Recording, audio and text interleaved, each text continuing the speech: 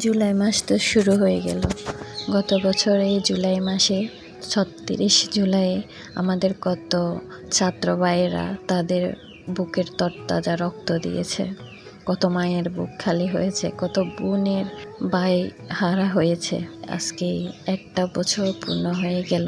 আমার আজকের ব্লগটি আমাদের সেই জুলাই মাসের শহীদ ভাইদের প্রতি বিনম্র শ্রদ্ধা জানিয়ে শুরু করছি আমার আজকের ব্লগটি। হ্যালো এভরিওয়ান, আসসালামু আলাইকুম। কাছে ও দূরে, দেশ ও দেশের বাইরে যে যেখান থেকে দেখতেছেন, আশা করি সবাই ভালো আছেন। আমিও ভালো আছি আপনাদের দোয়ায়, আলহামদুলিল্লাহ। আমার আজকের ভিডিওটি এই মুহূর্তে যারা যারা দেখতেছেন তাদেরকে অসংখ্য ধন্যবাদ। প্লিজ পুরো ভিডিওটি ওয়াচ করে যাবেন এবং ভালো লাগলে একটি লাইক, কমেন্ট এবং শেয়ার করতে ভুলবেন না।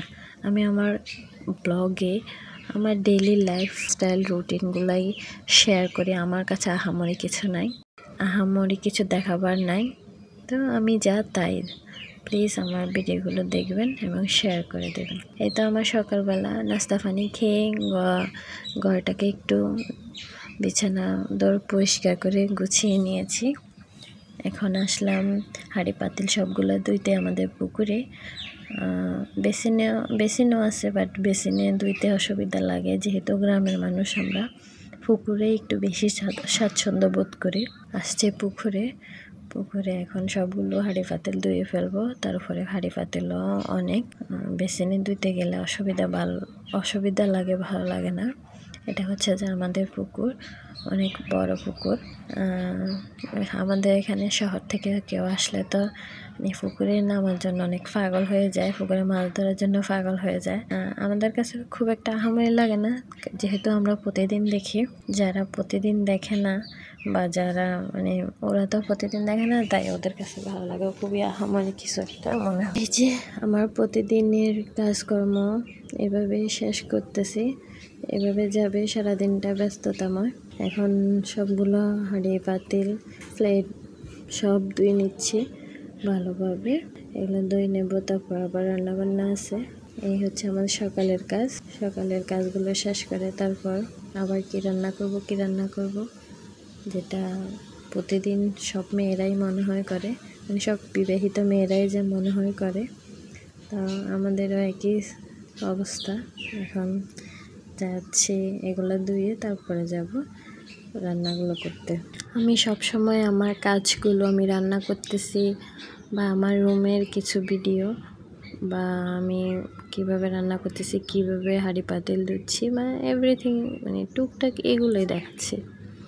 আর আমি কিভাবে গুছিয়ে রাখি সংসারটাকে, এইসবগুলো কখনো দেখানো হয় না। কিভাবে সাজিয়ে রাখি, খুব ইচ্ছা ওগুলো দেখানোর, কিন্তু আসলে যেহেতু জয়েন্ট ফ্যামিলিতে থাকি, অনেক মানুষ, সবাই কাজ করে। আমার একা সিদ্ধান্তে আমি কিছু গুছিয়ে রাখতে পারবো না বা একা সিদ্ধান্তে আমি কিছু করতে পারবো না, তাই ওই গুছিয়ে রাখার ব্যাপারটা আমি কখনো দেখাতে পারি না।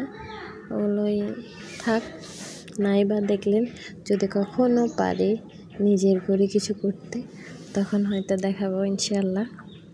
এই যে আমি এখন রান্না করতেছি, এখানে একদিকে ভাত বসাই দিছি আর একদিকে আমি সবজি রান্না করতেছি চিংড়ি মাছ দিয়ে।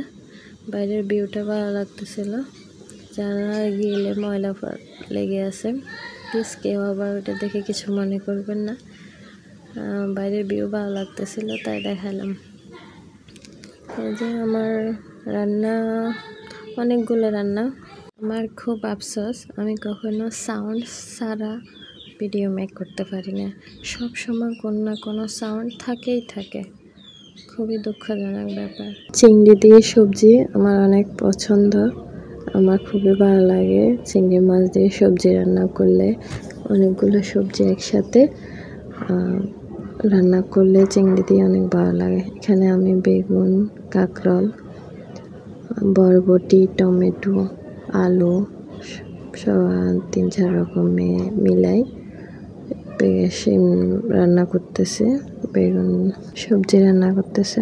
তো আপনারা, আমার একটা বছর হয়ে গেছে ভিডিও মেক করতেছে যে, কিন্তু আমার একটাই সমস্যা, আমি ভিডিও করার সময় কোনো কথা খুঁজে পাই না। কি যে একটা অবস্থা, কি করবো এই ব্যাপারটা নিয়ে কোনো কথাই খুঁজে পাই না। এই যে এখন সব রান্না বান্না শেষ, সব কিছু খাওয়া দাওয়া, অনেকক্ষণ রেস্ট নিয়েছিলাম, তারপরে এখন আসছি একটু নাস্তা করতে। বিকালবেলা সবাই চা, ফার্ডি টোস্ট, শ্যামার পিঠা নিয়ে সবাই একসাথে আমরা নাস্তা করতে বসছি। সবাইকে অসংখ্য অসংখ্য ধন্যবাদ। আজকে এ পর্যন্ত। আল্লাহ হাফেজ। আসসালামু আলাইকুম।